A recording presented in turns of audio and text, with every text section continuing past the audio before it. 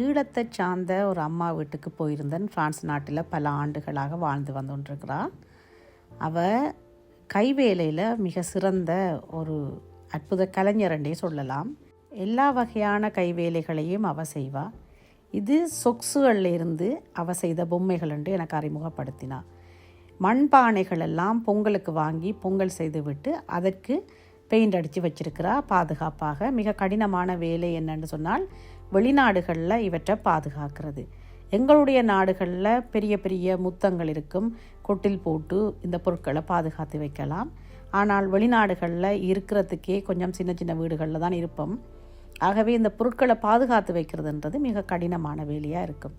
அது மட்டும் இல்லாமல் பிரான்ஸ் நாட்டில் இலவசமாக தங்களுடைய ஊரில் நடக்கிற மண்பாண்டம் செய்யும் அந்த வகுப்புகளுக்கும் சென்று வாரதாகவும், அந்த வகுப்புகளில் மண்ணால்